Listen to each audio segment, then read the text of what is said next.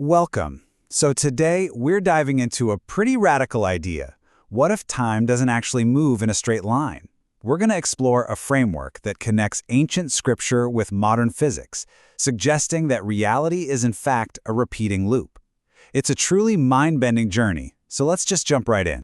Okay, so the entire framework really hinges on this one powerful idea. You know that feeling we all have, that time is this straight line moving from a past we can't change to a future we don't know? Well, according to this, that's just an illusion. The reality is something much more like a continuous, folding, and repeating loop. So here's our roadmap for this journey. We're going to start with how this loop even began.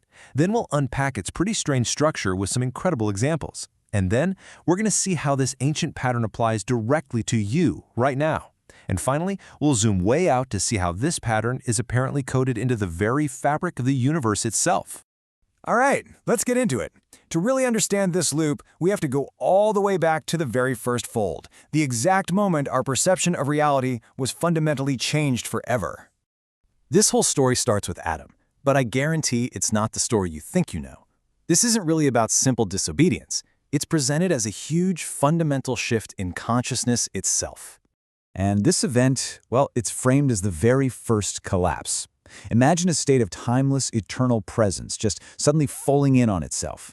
And that fold, it created the illusion that we now call linear time. And with it, the concept of entropy, of decay and endings. It entered the human soul. And as a direct result of this collapse, humanity was placed inside what's called a metaphorical beast.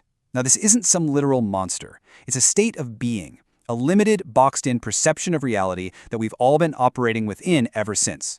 And this beast, it has a name, Taghūt.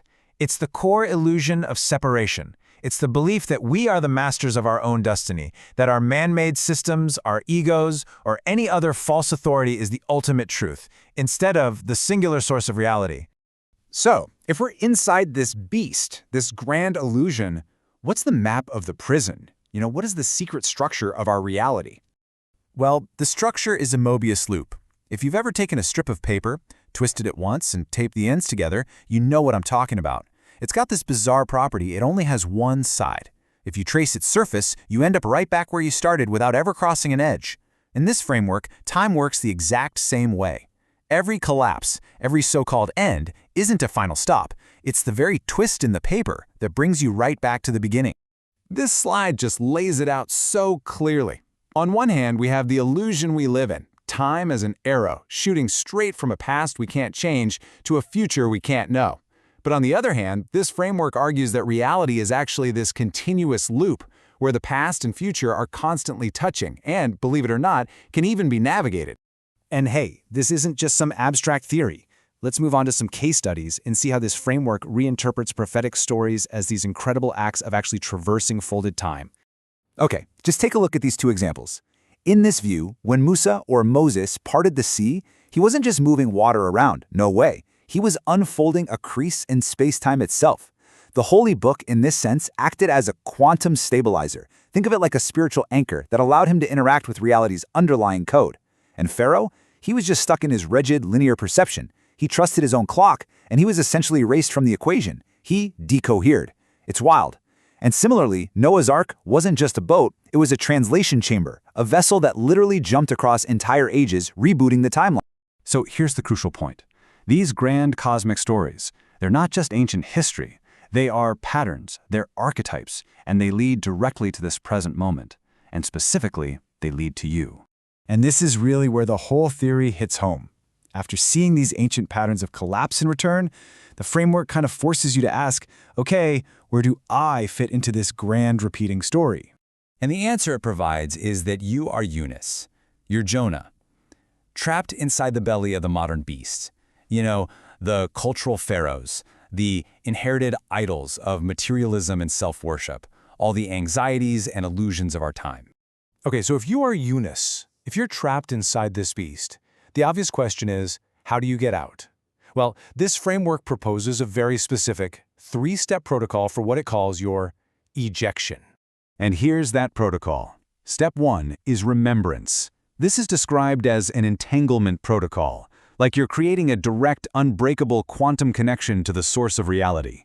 Then, step 2 is to hold the book. This acts as your anchor, a fixed point of truth, or an invariant reference frame that keeps you stable when everything else is chaos. And finally, step 3, pray from within. This is the trigger. That sincere cry from your darkest point, that's the action that collapses the illusion and allows you to leap out of the loop. And this verse, man, it just perfectly illustrates the timing. The command to Yahya, or John the Baptist, wasn't to hold the book after he was safe or had it all figured out. It was to hold it with strength during the collapse, right in the middle of the crisis itself. That's the whole key. Okay, let's move to our final section and see how this very personal journey is apparently mirrored in the actual architecture of the cosmos and even in Scripture. Now, this is fascinating. The model suggests that a famous and incredibly powerful verse of the Quran, known as Ayatul Kursi, or the verse of the throne, is itself structured exactly like a Mobius loop. It starts with this expansion of divine sovereignty. Then it pivots on a central hinge that connects the past and the future. He knows what is before and behind them. And then it perfectly cycles right back to the source. It's a perfect loop. So this really points to this idea that the scripture itself is describing two clocks operating at the same time. Our measured, linear, earthly time, and then the al-Kitab, which you can think of as the underlying source code of reality, operating completely outside of that linear flow.